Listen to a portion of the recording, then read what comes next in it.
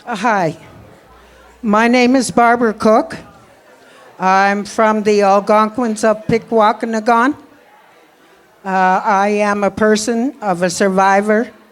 So is this lady next to me. This is my sister Dianne. I had a father, a mother, aunts, couple of uncles who went to residential school, and my dad, of course. They were 6 years old when they were taken. They rode the train, and no one told them the truth. They took them away and put them in Spanish Ontario to a residential school. In the time that they were there, they suffered a lot. And it's just not one type of abuse. They were sexually abused, physically abused, psychologically abused for many, many years, over and over. It was hard to listen to the stories that my mom and my dad shared with me over the many years. We didn't know everything because we were young. They had to wait that we were kind of appropriate age to speak about such atrocities. But as we got older and went through time, we got to know a lot more. I once had to interview my mom. That was the hardest thing I ever had to do also. I was training to be band court representative for Native children in the court system. And I had to interview my mom. It was the first time she ever said how much she suffered. My dad, he suffered as well. It was a terrible time for him too. It made him feel violent because of the situation he was in. And the more you try to do something about a situation like that, nobody listened and nobody cared. Today, I care so much. I know how important it is to tell the stories. Stories are so important. People all across Canada have suffered very much. I am also a survivor of the 60s scoop. I was in a home for a year, and I will be blunt about this. I was sexually abused, physically, sexually, emotionally. If I didn't cooperate with my foster parents, they would beat me. And I think I had to endure that for about a year. I came out not good, not the same as my mom and dad, they also, and my auntie. They weren't good either when they came home. They were literally shocked to come home and not to know anything, not to know anybody, because they were away for all that time. I think the most hardest things to know about this is when you actually hear what they did to them. I think my mom and dad were always afraid that we would run out of food because they never fed them well either. While the nuns and the priests sat at a big table eating the best of foods, the people in that school got nothing like that. So they were also hungry, always hungry. Today, I speak for my mom, my dad, my aunties, because I think it's so important that now we tell the truth. My mom, she was a person who wasn't going to do this at first, get the funding that was allowed it to people who were survivors. She didn't want to do that, and neither did my aunt. But we encouraged them to do it because it's your right to do this. You deserve this. And my mom knew about me. So I'm a survivor also. Being in the child welfare system for a year like that, it's a wonder that I'm actually really here. I tried to kill myself when I was 7 years old because I couldn't endure it anymore. I have a scar on my body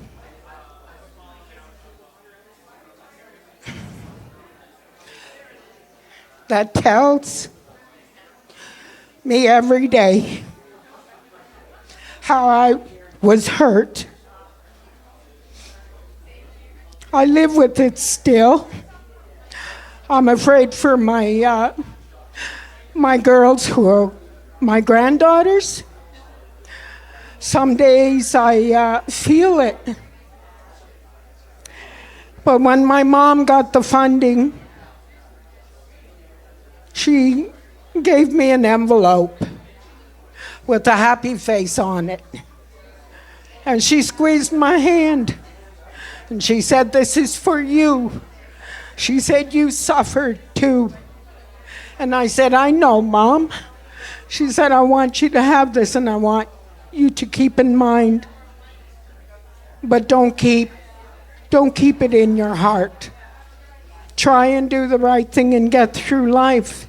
And don't carry it for the rest of my life." But unfortunately, I do sometimes. It's just what we think. We think it's over, but it's not. I think this is only the beginning, that we can express ourselves freely and to know what happened. I can't believe that my parents were treated like this and my aunties. I just can't believe it. And when they say every child matters, I always say every child matters in the world. We're not the only people who have suffered through time. Look at our black brothers and sisters. Look at the Jewish people who have suffered so much, just as bad as we did. So I think of my fellow people out in the world who have suffered just as much as we have. It was a time, my father was a veteran, W2, and he carried, when there was no such thing spoken about, which is what all soldiers suffer from sometimes, is the PTSD, I think it is, sorry, because no one spoke of that then. The only thing they spoke about was how do you adjust from army life to civilian life. And he carried a lot of hurt in him as well. He said, "I don't know why." He said, "I had to go to war," he said, "but I needed to do something for my country." And how he ever thought that way, I'll never know, because really, I think somebody owed something to him instead of him owing the country. But he did fight, and he suffered. I would hear his tears. He would cry, and he would tell me, "We are not this way. We don't take life.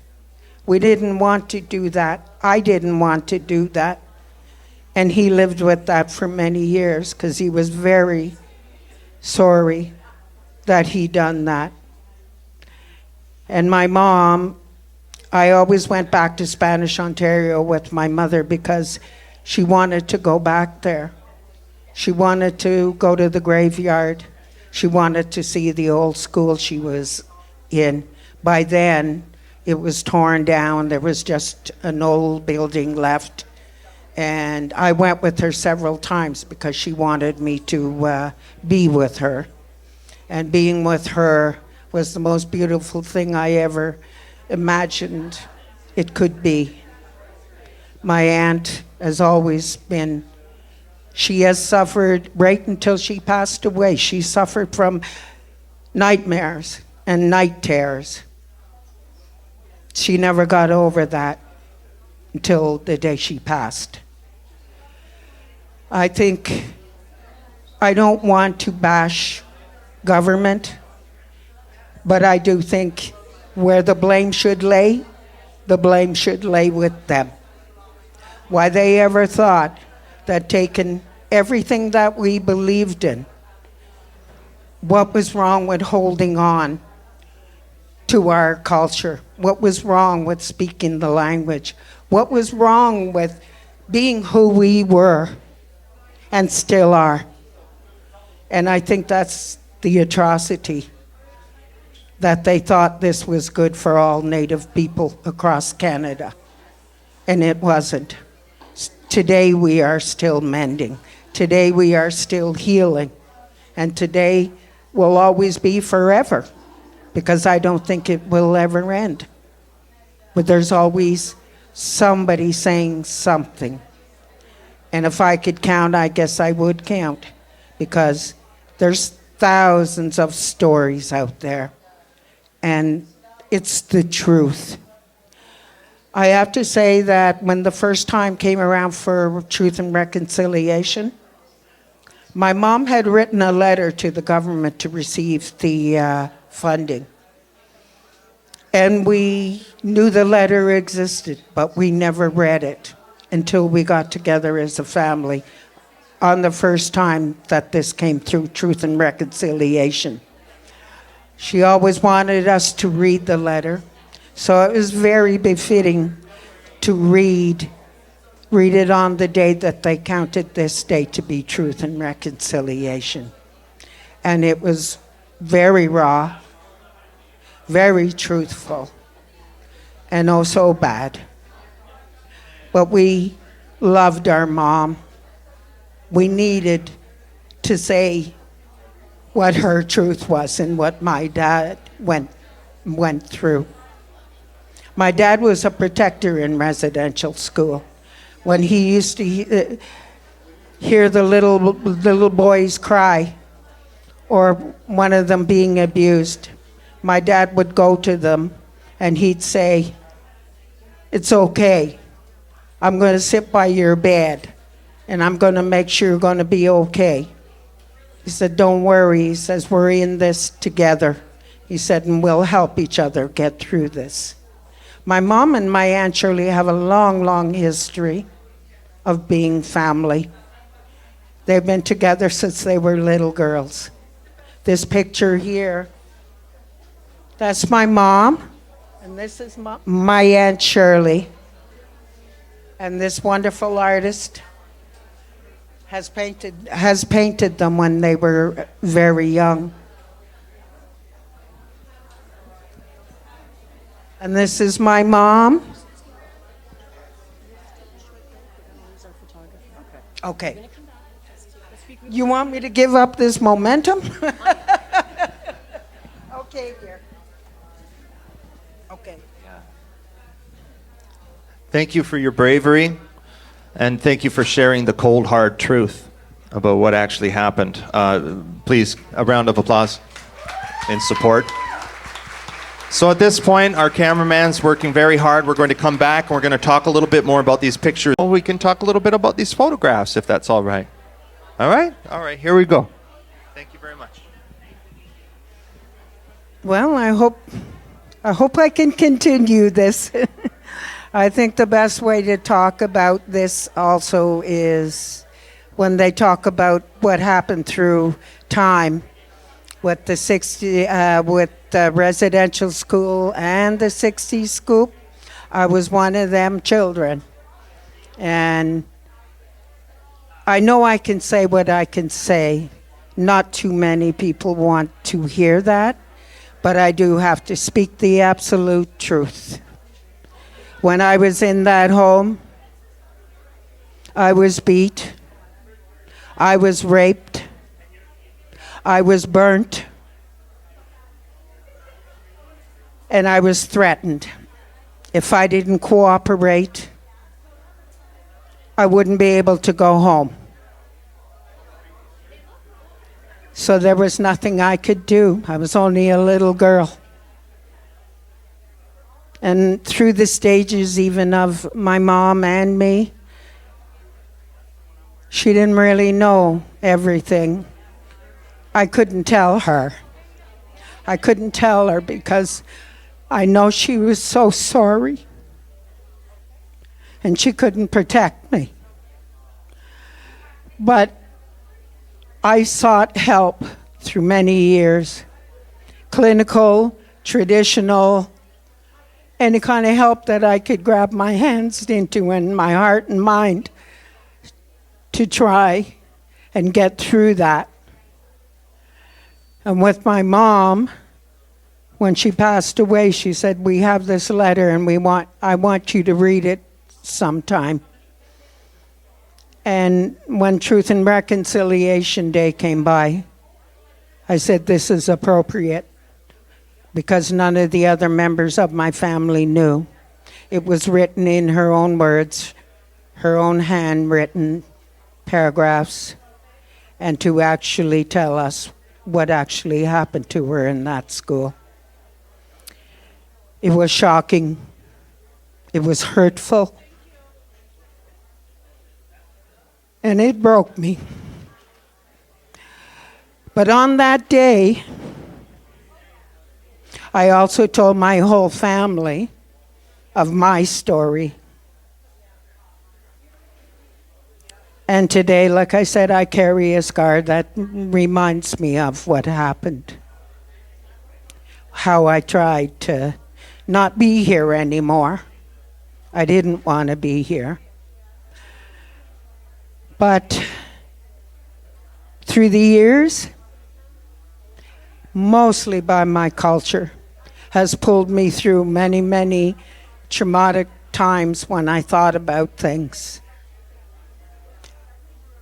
And I wished I had told my mom, but I think out of more respect for her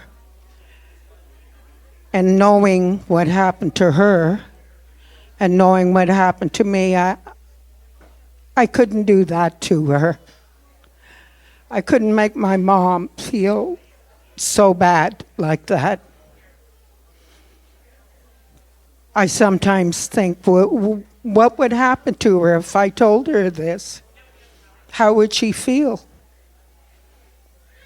But I know how she would have felt.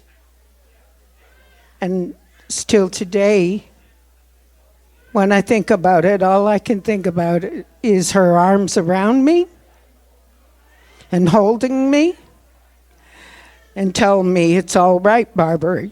It's okay. We're here and we've made it and we're still going to continue to make it through." This is the first time I ever spoke this way. I'm always a private person. I always have been. This feather has got me through for 40-some years. With every ceremony, with every personal ceremony I do for myself, or I sit by a fire and I put my medicine in the fire and I talk to the Creator to tell my mom, to tell my dad, to tell my aunties, I'm still here and I'm still going to carry on for you guys. You need this and you need your story told all the time. Canada needs to know this, how bad it was for many, many children. I think the most difficult part is that they're not here.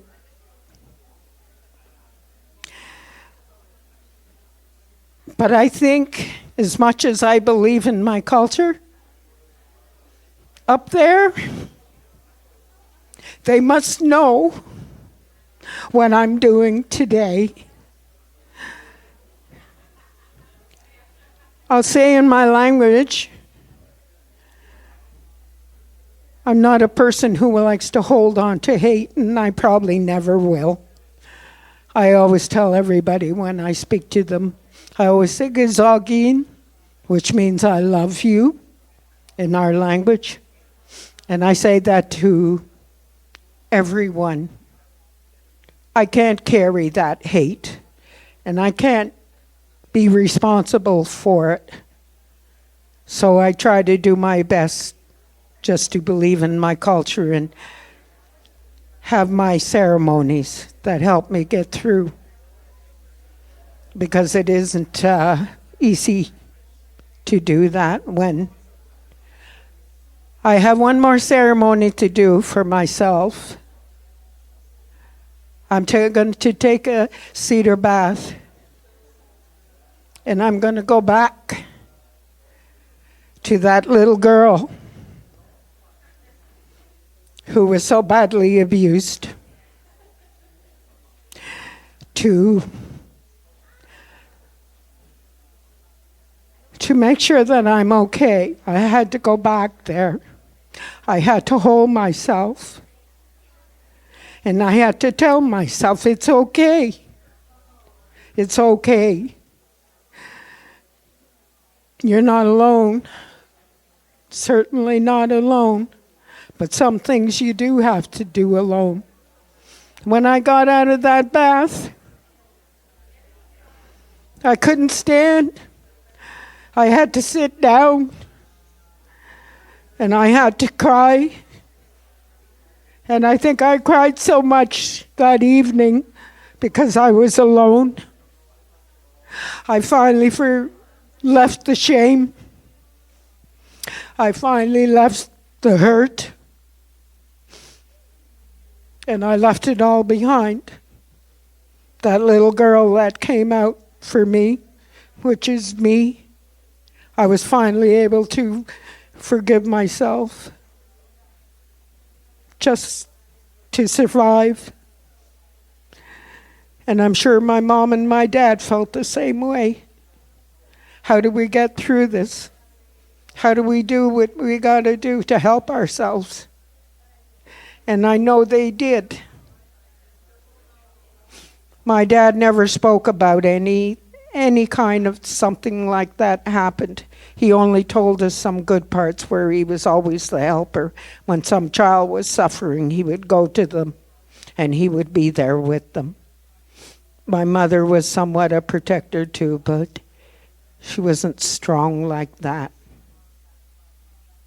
And when the day came around for the absolute reconciliation, we brought that letter out, which is very graphic and very hurtful. But we were together. And we stuck by each other. And we cried. We cried because we finally knew the truth of what happened to my mom. And today, I still carry a bit of stuff, but certainly it's not as bad as it ever was. I remind myself, I'm here, I'm strong, and I will fight. I will fight till the end to bring back my mental health where it should be, not because it was caused, because it wasn't caused by me. It happened to other people who I happened to have to be with. There's this one question they ask me sometimes, when you're sitting around with girls and they say, what happened with you? When did you lose your virginity? And I always tell them, a long time ago, when I was 7 years old. That's how I lost my virginity. And I'm honest about it because I need to tell the truth. There is some humor to this. In all the midst of everything my mom said when they got to go out into the gardens and do the work, the nuns would be out in the field, and the girls would all peek around and they'd throw potatoes and hit the nuns in the butt.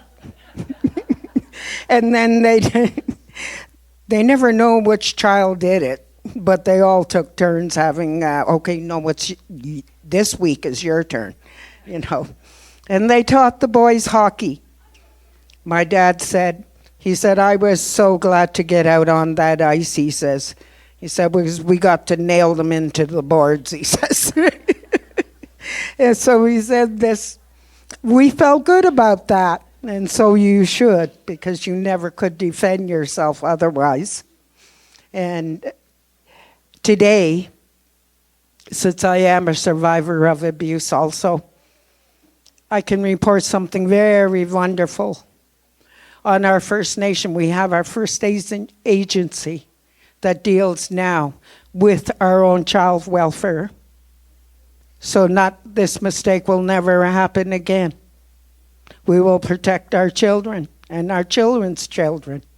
And we will be strong this time. And we will not let go. We will keep teaching. And we will keep telling our stories. And we will continue this fight. I know for myself I will continue this fight until I end with my Creator. And I think when I go home, I think getting home and seeing my mom and my dad and all my son. I lost my son when he was 19. He was a poet. He was a musician. He was a writer.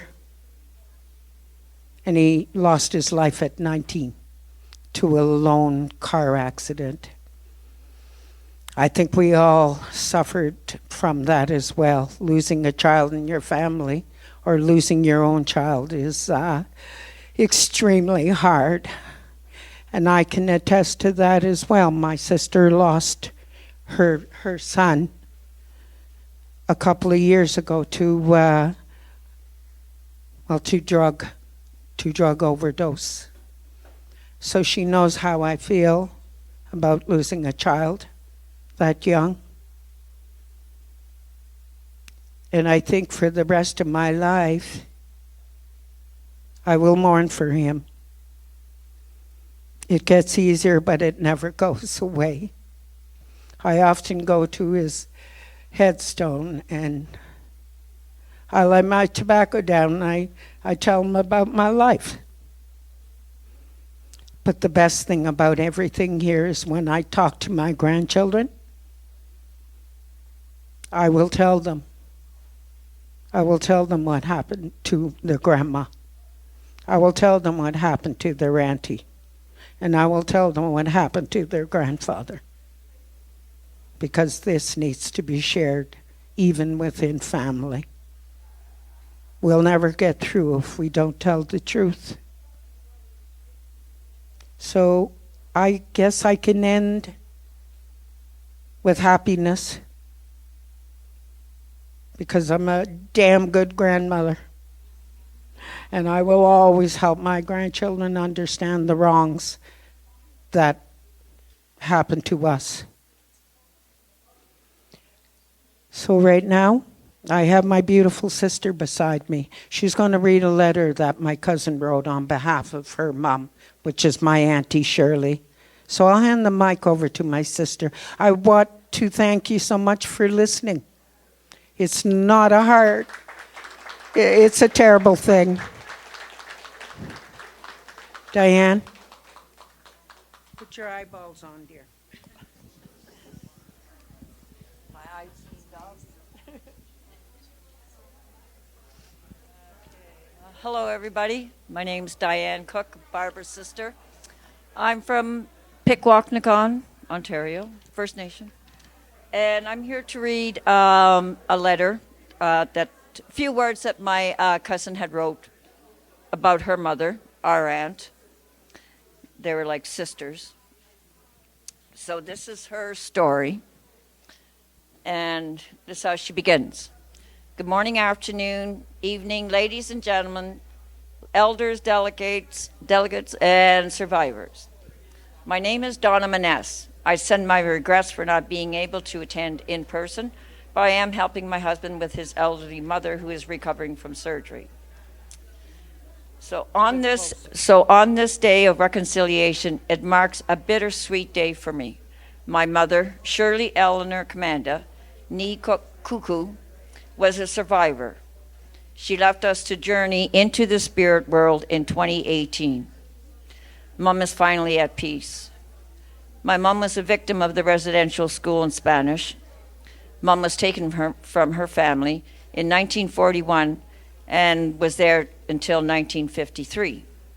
She endured 12 years of hell, 12 years of the Catholic Church, trying to change my mom into something she was never meant to be.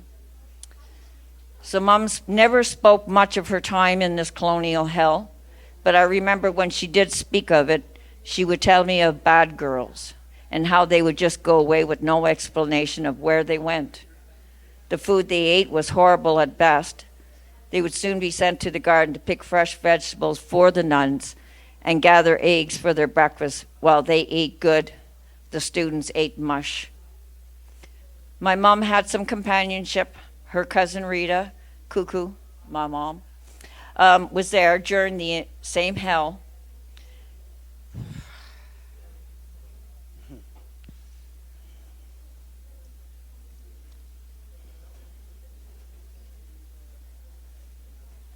They would be there to comfort each other, and they had each other's backs.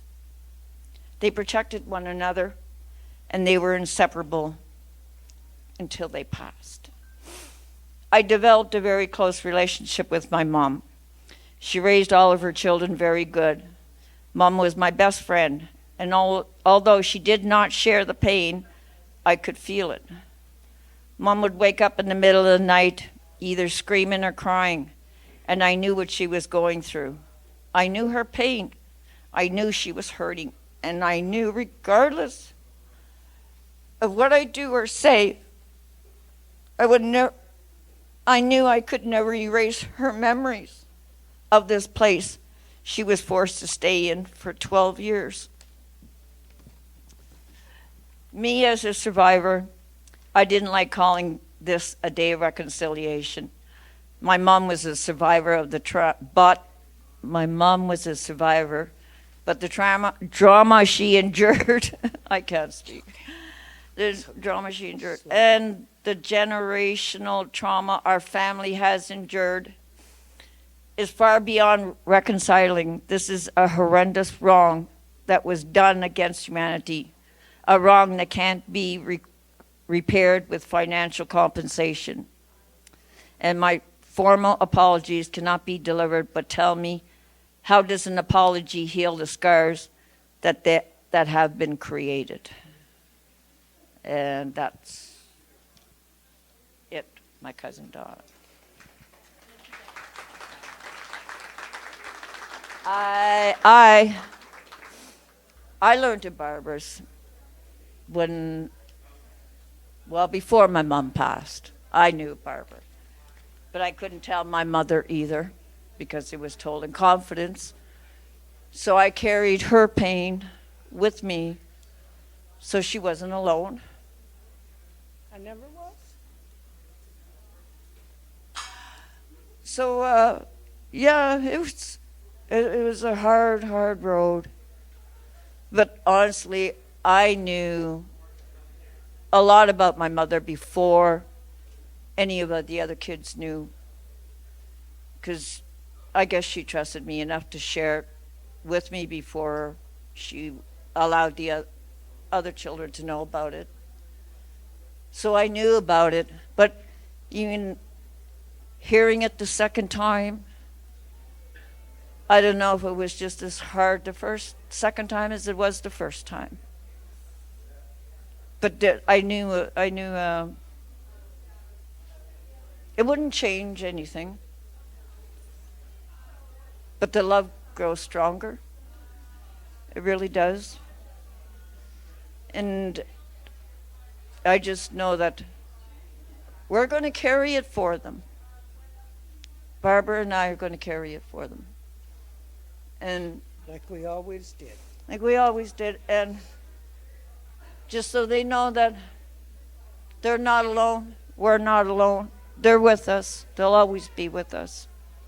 I know, because my mom talks in my head all the time. And she said, it's a good one. It's a good one. I can hear her. I can hear her here. And other than that, I never, ever, ever in my whole life ever blamed my parents for any of it, because none of it was their fault in the beginning. It never was. It wasn't their choice. They were forced. And they had to endure what they had to endure. So, but at least they were strong enough to at least let us know their life and why our life was the way it was and how we grew up. And they're a mother, father, they're a grandmother and grandfather to us, because we never knew our grandparents. Well, at least I didn't. Barbara might have. But at least I didn't know them. But I know they're there. I know they're there. So I don't know what else to say other than thank you for listening. And my mama, she looks so cute like me. So anyways, yes, but thank you for having us here and letting us say our part, our story.